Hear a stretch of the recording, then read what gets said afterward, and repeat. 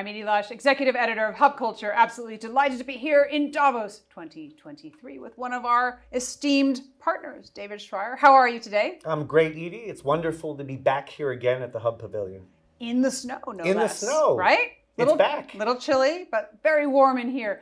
So, David, one of the things that's been on my mind this week is how present the metaverse is in Davos. The World Economic Forum announced it's building a metaverse with purpose, with Accenture and Microsoft. Neil Stephenson, in fact, passed you in the street, the father of the metaverse, Snow Crash, one of my favorite books. And you've got a book coming out on the metaverse. But let's start big.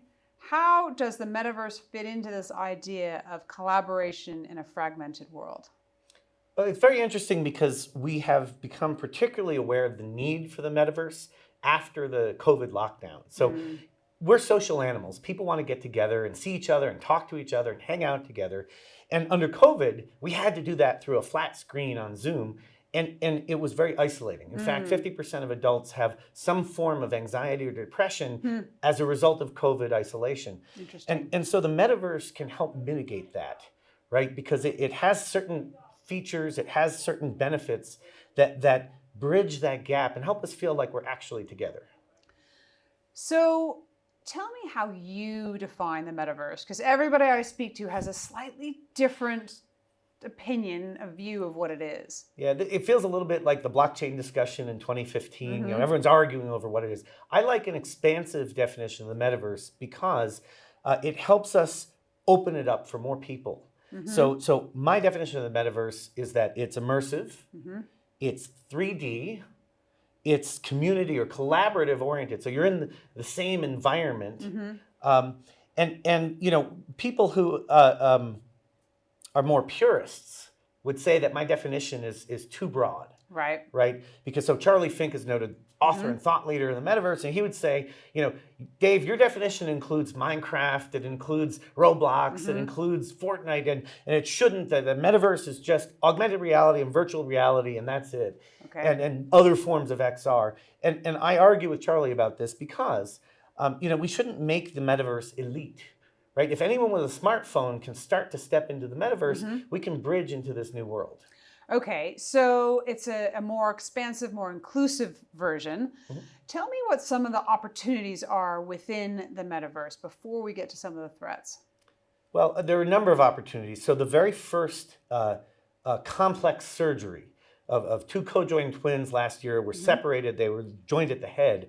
They were separated. The training for the 100-person surgical team was conducted in the metaverse for the very first time, multi-country, multi-location. Wow. And this was a tremendously successful surgery. Accenture onboarded 150,000 employees during COVID. David Treat, the head of blockchain and metaverse for Accenture, was telling me about this. And that's exciting. He said, we're going to continue it even post-COVID. Because they have something called the nth floor, like you step onto an elevator and you press the N button and suddenly you're in this training facility. Because now you don't have the adverse carbon footprint impact of flying everybody to all these different training centers, but you can still deliver the critical culture elements of the Accenture way, in their case, that's essential for them delivering a consistent service. What about some of the threats? Because with AI comes a sense of fear, frankly, and what happens when you allow the algorithm into the metaverse or into the metaverses? What are the threats? Absolutely, and AI is showing up all over the place in the metaverse, and so there are a number of issues. So first of all, AI or not, metaverse games are 40% more addictive than regular video games, and it's because it's immersive, it's 3D, it's first person. I'm sorry, I left that out of my definition early. So you feel like you are there. And that you feel like you are there also makes it easier to tap into your deep emotions. So this can lead to fraud. AI can create deep fakes, so you could fall in love with an imaginary person that you might send money to, as many people do. Right. And so there are a lot of risks as well of having even worse impacts than we saw in the 2016 election cycle, Wow. where chatbots and AI were used to manipulate the electorate. And I talked about that in my AI book. But now, I talk about it in the Metaverse book, Basic Metaverse from Little Brown. Coming out soon. Coming out this spring. Fantastic. Harvard Business Publishing is going to carry it in North America. And so the issue is that now we can even more effectively manipulate people. And state actors can fund psychological warfare in the metaverse. And so we have to protect against that.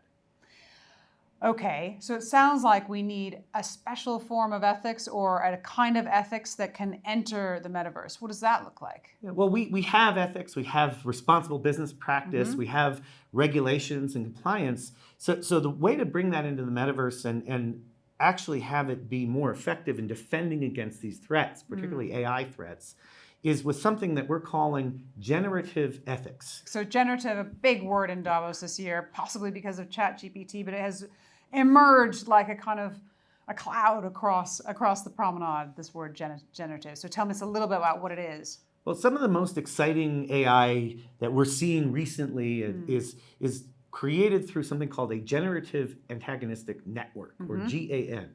And the idea is you have one AI and another AI, and they're programmed somewhat differently, and they're kind of arguing with each other to produce, for example, an image of something that never existed before, or prose that reads just like the way I write, or what have you. And so we're taking that concept and applying it in the realm of ethics. So what if you had a guardian AI that watched over the behavior of other AIs, and if they fell off course, if they did something wrong or inappropriate or broke the law, that AI would pull them back. Okay, interesting. So how does this work when different cultures value different things differently? To take a simple example, your protection of your data, your privacy, and security.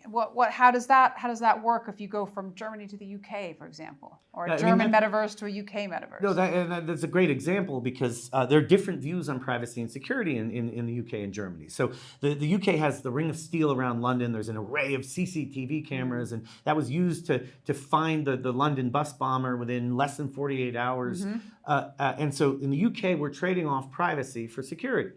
In Germany, there's a much greater emphasis on personal liberty and personal privacy, even at the expense somewhat of personal security. And so there are local norms and local differences. Well, when we think about moving from one metaverse to another metaverse, what we're really talking about is we're taking our data profile in one metaverse and we're copying it or we're sending it over to another metaverse. Well, that data can be wrapped with some intelligence. So we talked about this idea in our book, Trusted Data, and it's a concept of, you're creating this little packet that includes some rules that travel with the data. So when you move your data over, you can comply with the local rules. Interesting. All right, David, I could speak to you all day about this. We'll continue this conversation this year into the next. Thank you very much for being with us here at Hub Culture. Thank you, Edie. It's always a pleasure. Thank you. And I'm Edie Lush.